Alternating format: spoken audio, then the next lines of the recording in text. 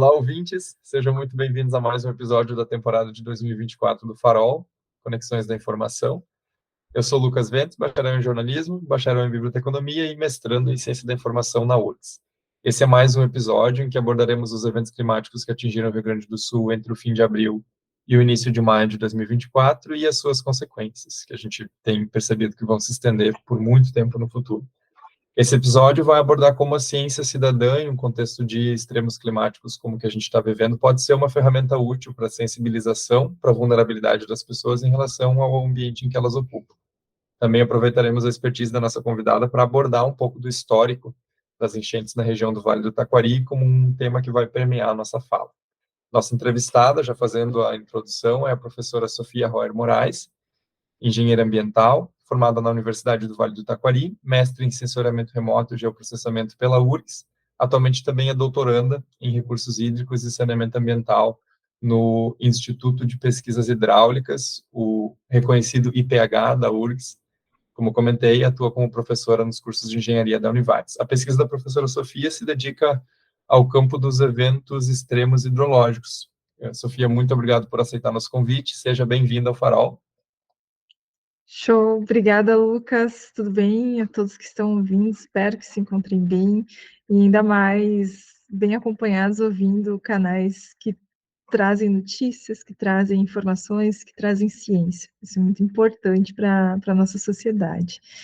E isso aí, Lucas, estou à disposição para falar. É um tema que me desperta a curiosidade, a vontade de estudar mais. Tem uma aplicabilidade social muito grande também. Então, a gente está falando de uma temática que é essencial a gente discorrer e trazer aí o que a gente puder de conhecimentos e aprender sempre mais também. Muito obrigado. Já introduzindo o tema desse episódio, então, em 2024, nosso estado enfrentou uma das maiores catástrofes climáticas da sua história, com enchentes entre o fim de abril e início de maio, e depois em mais episódios que se sucederam ao longo do mês. Choveu entre 500 e 900 milímetros em várias partes do estado em maio, depois entre 300 e 400 em muitas outras partes, afetando algo como 60% do território estadual e quase 90% dos quase 500 municípios do estado. A gente fala de um evento aí que atingiu diretamente mais de 2 milhões de pessoas e indiretamente muito mais. Diante dos deslizamentos de terra, das cheias históricas que atingiram o estado, um esforço conjunto de universidades está em andamento, inclusive no momento em que a gente grava esse episódio, para criar um mapa cidadão. Essa iniciativa ela tem como objetivo reunir as informações prestadas pela população sobre as áreas afetadas, com o objetivo de embasar estudos científicos e também trabalhos técnicos para, potencialmente, no futuro, a gente poder mitigar os efeitos de desastres similares. Os primeiros pontos mapeados já estão disponíveis para serem consultados pela população num mapa cuja visualização é bem simplificada, feito pelo Google Maps. Esse link pode ser acessado na descrição aqui do nosso episódio, e essa visualização também é atualizada com frequência, com os pontos enviados pela população. Essa experiência está sendo baseada numa experiência bem sucedida, que foi feita no final do ano passado, quando um mapeamento colaborativo das cheias em 2023, no Vale do Taquari, serviu de inspiração para criar um mapa cidadão naquele contexto. Na ocasião, a comunidade local lá se engajou e resultou em um mapa atualizado da área inundada naquele evento. O mapa contou com a colaboração de mais ou menos 150 pessoas que mapearam em torno de 620 pontos. A professora Sofia é uma pessoa responsável pela idealização do mapa na edição de 2023 e também agora por encabeçar a idealização desse mapa em 2024. Após essa introdução, eu já passo para a primeira pergunta, né? Sofia, eu vou te pedir para descrever a tua trajetória de pesquisa e como ela pode ser relacionada com os temas que a gente vai discutir aqui nesse episódio. Ok, obrigada pela pergunta. Vou tentar ser breve, né? Porque a história toda começa lá em 2012. Eu já estava na graduação a essa época, com bolsa de iniciação científica, e eu estava numa outra frente de atuação bem diferente, que era em agroecologia. E, logicamente, né, é um tema apaixonante, né? Muda também a nossa forma de olhar, assim, tudo que a gente consome. E aí terminou essa bolsa, abri uma outra bolsa na área de inundações, E eu pensei: "Uau, que interessante, eu vou experimentar". E fui, fiz o teste, passei, fui chamada e comecei a me debruçar na época. Eu lembro que o meu primeiro artigo, assim, a primeira análise que eu fiz, foi uma análise correlacionando El Niño e Laninha com a ocorrência das inundações. E aí, bom, El Niño chove mais no Rio Grande do Sul, Laninha chove menos, né, tendência de seca muito forte. Eu lembro que na época logo assim que eu comecei a estudar isso, eu ainda pensei: "Ah, mas que interessante, por que que cruzar o Laninha com as inundações?". Laninha normalmente é mais seco, né, então, em tese não teria inundações, né, então eu acho que tinha um pensamento como a maior parte da sociedade. E aí quando eu fui cruzando os dados, eu vi que sim, tinham inundações, né, em Laninha, mais inundações em El Niño, mas em Laninha também tinham vários registros de inundações, mas elas eram mais pontuais. Elas não tinham a mesma característica de intensidade e volume, como temos as características de inundações que ocorrem em El Niño, né. E aí foi aquele primeiro grande choque de aprendizado que me motivou a querer saber ainda mais. A gente evoluiu, na época montamos um sistema de monitoramento do rio Taquari, com pluviômetros e limígrafos que medem o nível dos rios. Esse sistema ele operou até 2015, né, eu fiz também meu TCC em 2015 nessa área, trabalhei com cartas de inundações de lajeado, análise de tempos de retorno e uma série de outros dados e informações, né, sobre o rio Taquari. Foi para o mestrado, e no mestrado segui, né, a linha de estudar cheias, e eu acabei trabalhando numa frente bem específica, que foi fazer um framework, onde esse framework ele fazia uma leitura, né, do que estava acontecendo a nível regional.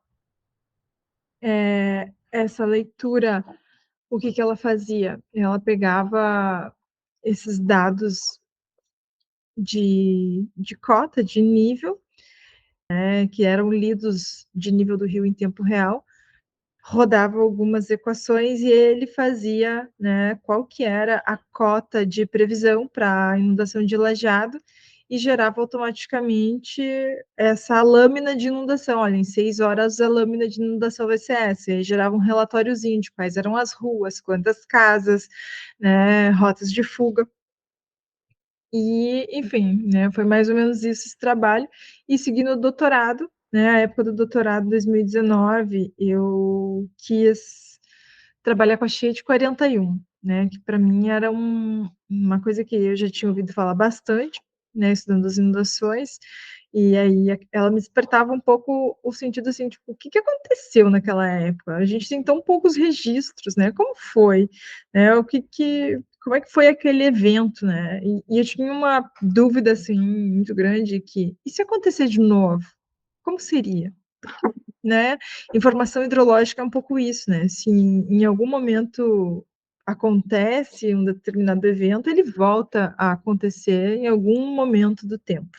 Vim estudando aí essas cheias, 41, 2020, 2023, né, e agora nessa de 2024, então, né, para encerrar, e trabalhar assim com o que, que são esses eventos extremos da bacia Taquariantas, quais são os principais impactos e quais são medidas que realmente podem ser soluções.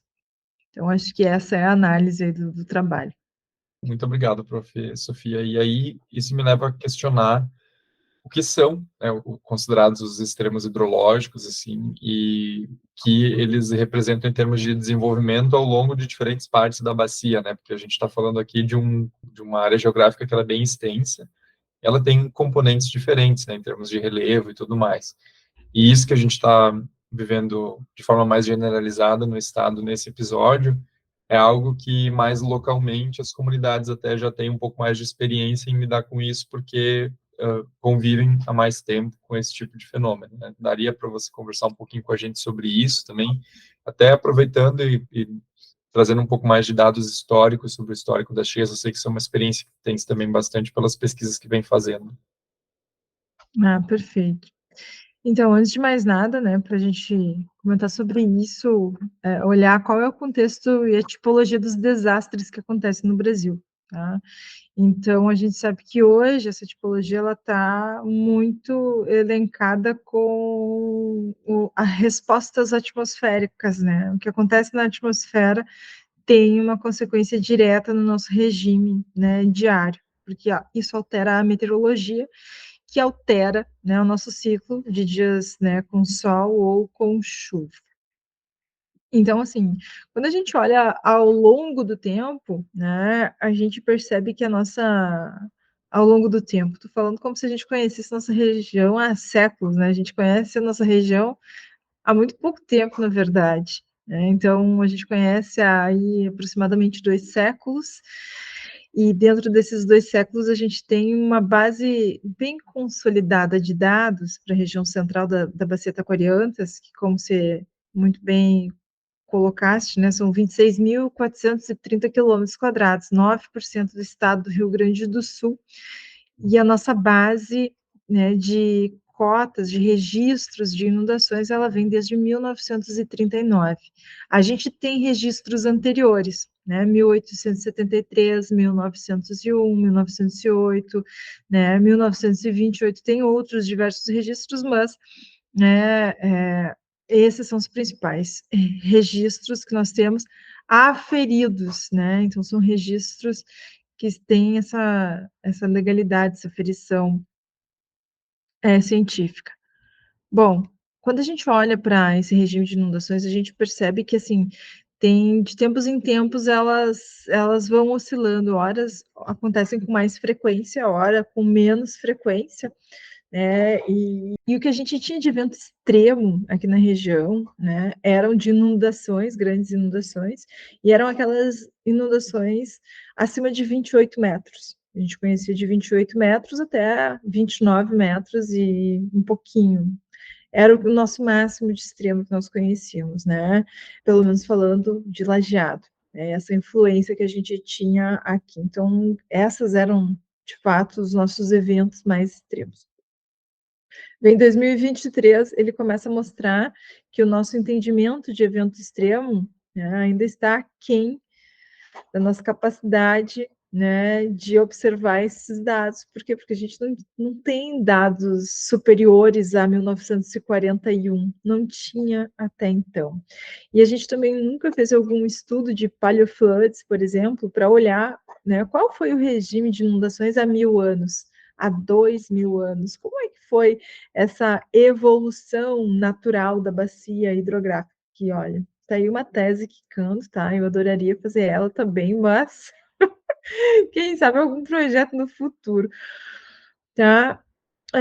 E o que a gente observa é uma influência, né, desses fenômenos atmosféricos diretamente relacionados com El Niño, Laninha e o aquecimento global, tá? A gente sabe que a gente, em termos de éons climáticos, estamos num éon de aquecimento e a gente não pode, de forma alguma, negar que a gente, né, enquanto seres humanos, a gente vem contribuindo para a aceleração desse processo de aquecimento global. Então, o que a gente vê acontecendo? Que cada 1 grau que sobe nesse aquecimento global, né, e a gente tem relatórios, por exemplo, da Copérnicos, que divulga isso mensalmente. E a gente consegue acompanhar o mês, a gente consegue acompanhar o ano, e quando sobe 1 grau, meio grau, 0,7 graus acima do normal dos outros meses de outros períodos, é muito provável que aqui a gente vai ter inundações, né? E aí, se a gente associa mais El Niño, mais um período chuvoso, essa chuva ela vem muito mais extrema. Então, a gente está falando de um conjunto de variáveis que, atuando em si, né, intensificam, né, o volume de chuva que cai sobre a nossa região. E aí, intensifica as inundações, intensifica a umidade presente do solo e a sua saturação, fazendo com que também ocorram deslizamentos, né? Foi o que a gente viu acontecer aí no início de maio de 2024, também fortemente correlacionado com as chuvas, né, que começaram, né, um período mais úmido lá no dia 4 de abril. Aí foi uma chuva que não foi uma chuva significativamente alta, né? E pelo dia 26, 27 de abril de 2024, né, se intensifica, e aí se intensifica numa condição de uma chuva volumosa e também persistente sobre uma grande região do estado. Bom, uma condição de solo já bastante saturado, de umidade, né, natural, que essas águas elas ocupem as suas calhas de inundação. Então, acho que isso nos surpreende, né, do ponto de vista de extremos hidrológicos, porque a gente ainda não tinha visto nada parecido de fato, né? Os nossos registros antigos, né, eles estão a 4 metros abaixo do que a gente viu acontecer aqui na região de Lajado.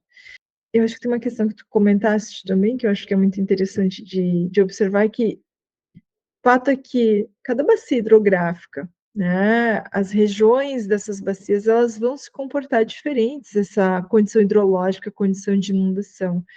E elas vão se comportar de forma diferente, porque a chuva, ela também precipita, né, pelas suas áreas de cabeceiras de forma diferente, nem sempre é igual. Isso tudo depende de como que está sendo esse deslocamento dessas massas de umidade na atmosfera e como que elas vão, então, precipitar, como que elas vão cair, esse volume, toda essa densidade, também uma influência orográfica em cima disso. Enfim, 2024 acho que foi um conjunto muito grande da obra, né? De uma chuva que foi em uma grande parte da bacia. Poderia ter sido pior, poderia. Imagina se chovesse ainda mais nas cabeceiras, né? Mais acima, né? Sei lá, Vacaria. Mussum a gente tem registro que superou 1.000 milímetros, né?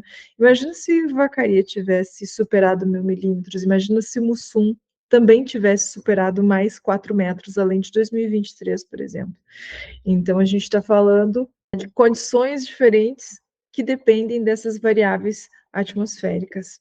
E o nosso tempo de preparação para poder lidar com isso, fazendo até um comentário que é uma sequência do que a professora Sofia trazia, está diretamente ligado à nossa capacidade de poder ter um mínimo a mais de conhecimento sobre o que está acontecendo, né? Ou seja, ampliar as capacidades de poder instalar instrumentos que nos auxiliem a capturar dados, a processar esses dados também, para poder ter uma cobertura maior do que hoje existe em relação a toda.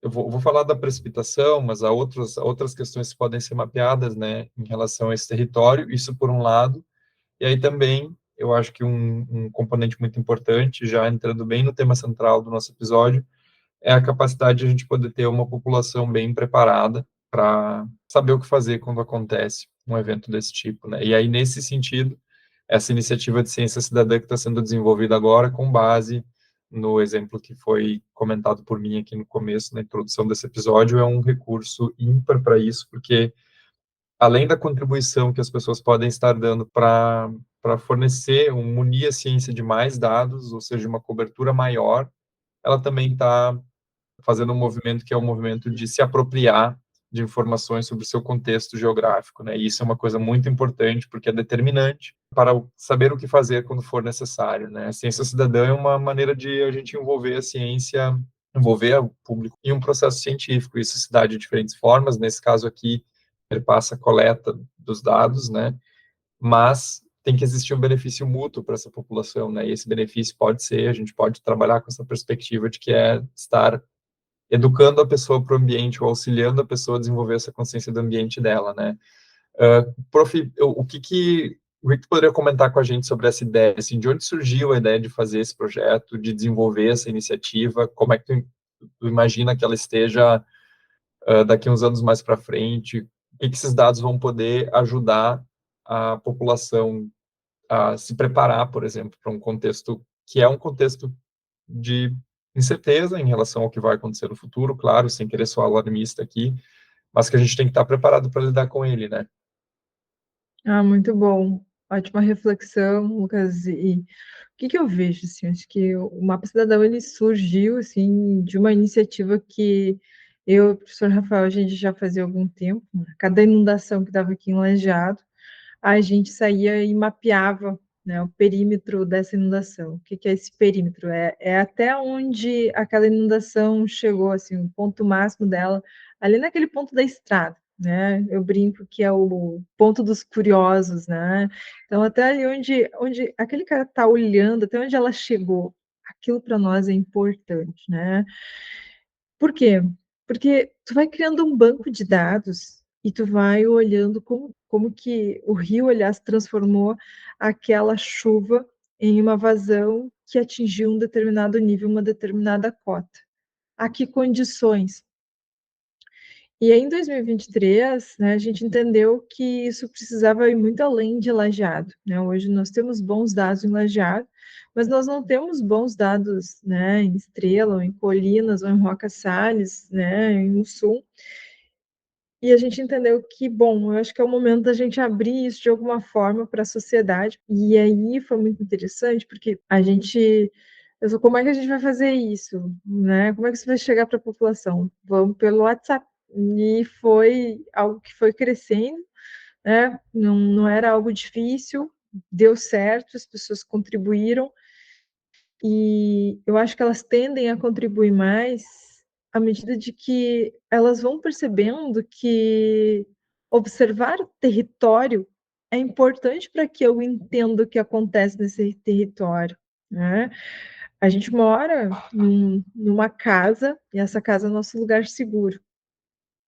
Agora, qual é o lugar seguro dessa casa? Onde que ela está? Como que ela está posicionada? Então, assim, aprender a olhar para essas variáveis ambientais que estão na minha proximidade, olhar para o histórico daquela região, marcar, criar memórias é muito importante, porque é com base nisso que a gente vai criando, né, dados, observações, indicadores naturais do que pode ou não acontecer com aquela região ao longo do tempo. E aí eu tenho, né, acho que a criação de bancos de dados que me permitem tomar decisões sobre aquelas regiões, sobre a área onde eu vou morar. Tem um exemplo disso que me choca muito e ao mesmo tempo, eu acho que deixa muito claro a importância de chegar para a sociedade, né, a pertinência da observação, assim. Eu não sei se eu vou falar com as palavras certas, né, mas eu acho que como que eu observo, né? De uma pessoa de Mussum, que perdeu tudo em 2023. Essa pessoa decidiu se mudou de município, foi para um município bem pequeno, onde não tinha o rio Taquari. Ela foi para Relvado. Era pertinho de um arroio, mas um arroio pequeno, né? Então ela se sentiu segura. Então nem se estressou, acostumada com o rio Taquari, foi para uma região.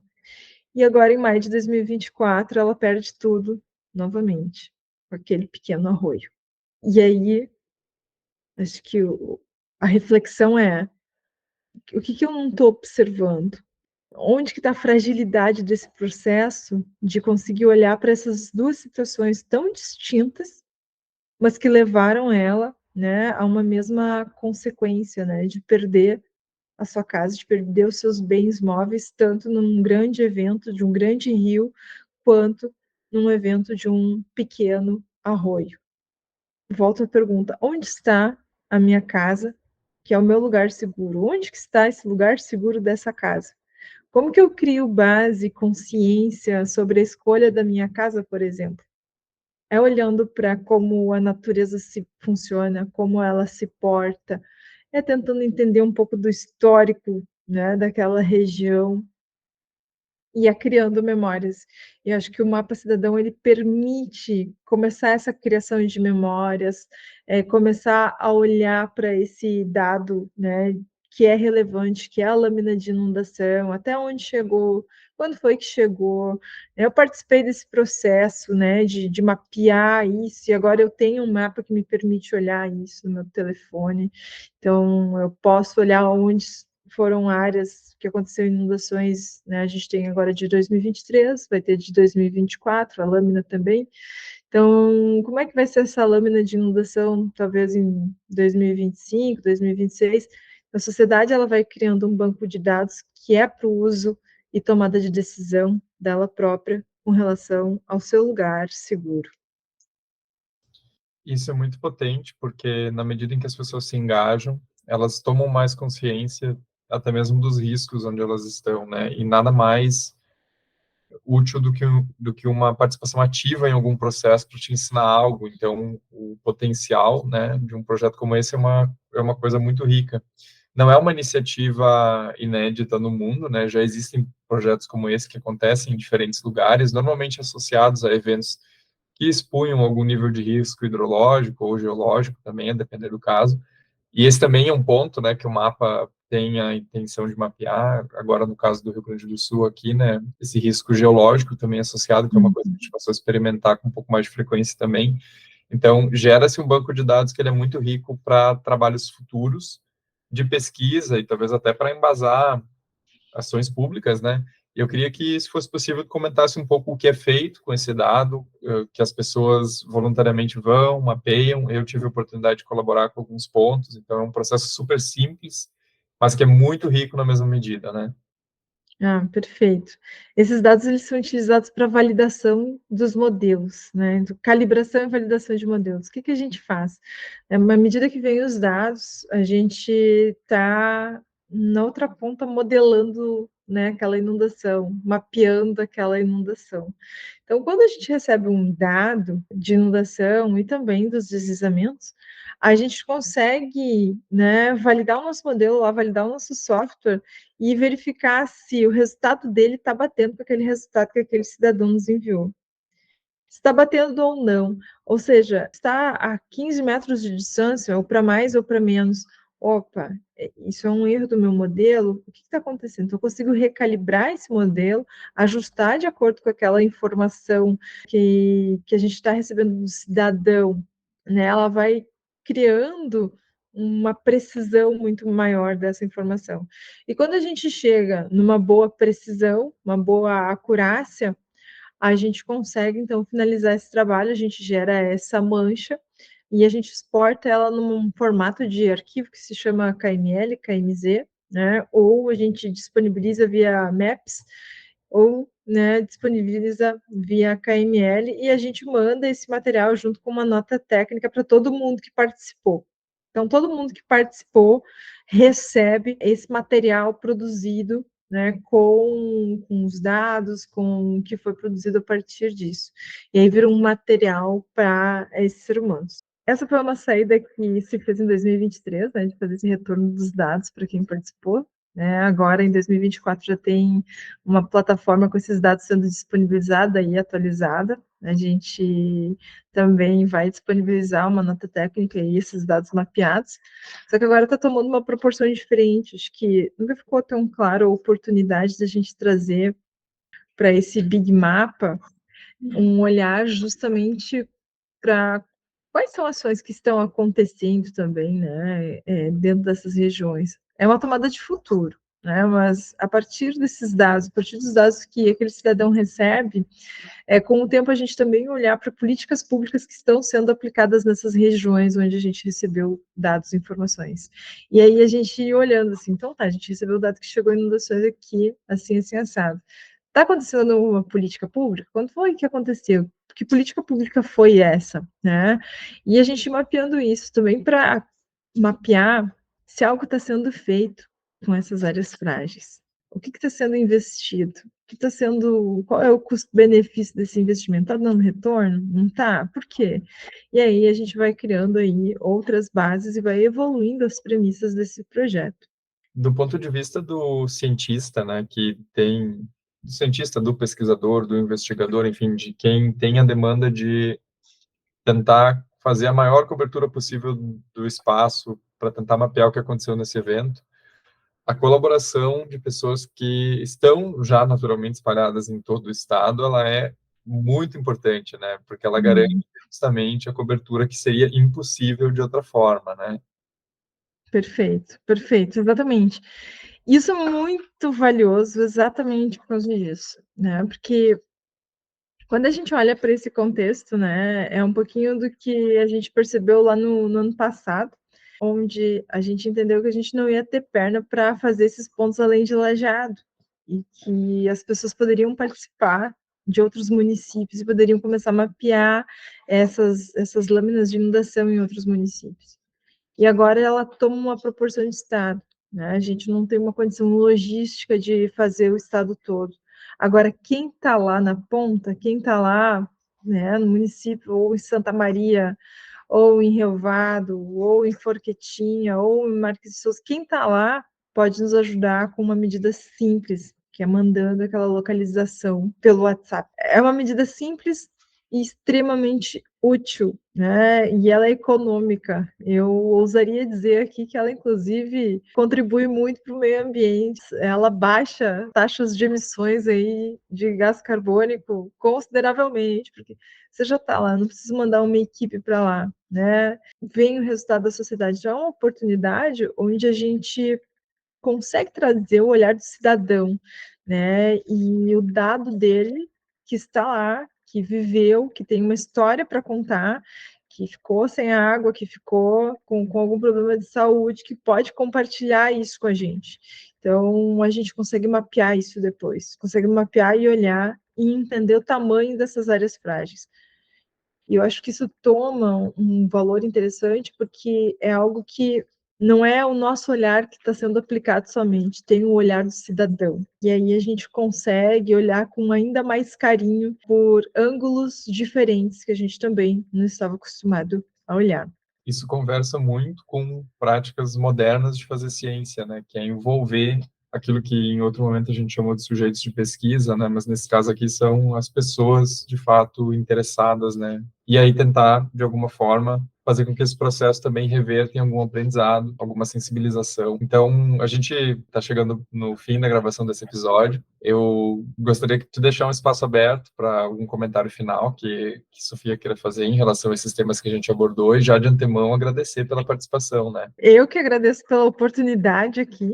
Eu acho que é um tema que ele é essencial, a gente precisa comentar, comunicar, falar, criar mais dúvidas ainda, né? Mas evoluir esse tema para que a gente ganhe, de fato, mais consciência sobre isso. Acho que de recado final, né, eu diria para que a gente olhasse com carinho para criar memórias sobre esse evento. Como que a gente pode criar uma memória? Como que a gente pode lembrar disso daqui a 20, 30 anos, né, para que essa lembrança se torne algo, se torne uma medida de segurança, na verdade, né, que a gente trabalhe isso de uma forma de cultura de prevenção e uma medida de segurança que lá na frente, talvez isso permita as pessoas não escolherem morar em áreas suscetíveis a um desastre extremo. Eu acho que isso é importante, por isso criar memórias é algo imprescindível, né? Seja fotográfico, seja com uma marquinha. Aqui no Lajeado, o pessoal colocou uma régua com marcações das maiores cheias que a gente conhece. Então, assim, no local público, evidentemente. Então, onde é que estão essas marcações aí no município de cada um de vocês, ouvintes? Será que a gente pode fazer essa marcação? Será que a gente pode criar essa memória? Né? Livros, registros, YouTube, enfim, está liberado, mas vamos criar memória.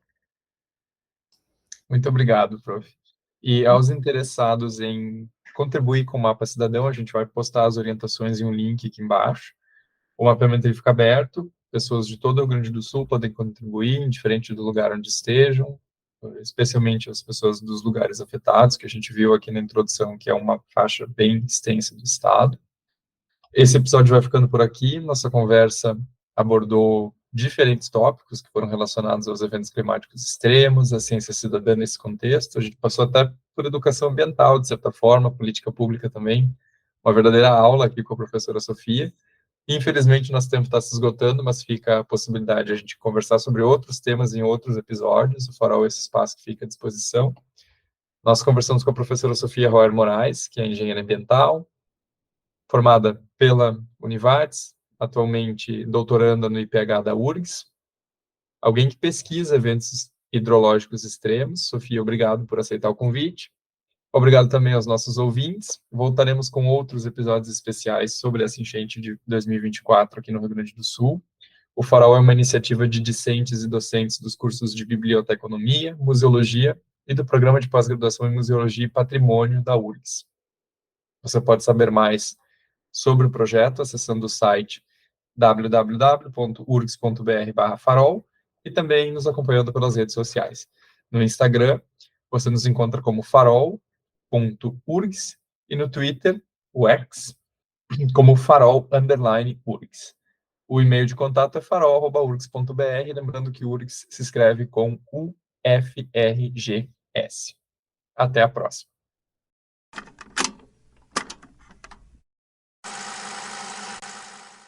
Quarta temporada do Farol Conexões da Informação, um podcast produzido na URGS por Fabiano Couto e Carol Giomini na coordenação, e a equipe de apresentadores, roteiristas, edição e comunicação de 2024 é composta por Azul Lábrea, Josi Lima, Juniper Garay, Larissa Alves, Letícia Heinzemann, Lisandra Caon, Lucas Vente, Lucas Petri, Magda Soares, Mariana Perrenot, Marcela Guiar e Patrícia Machado.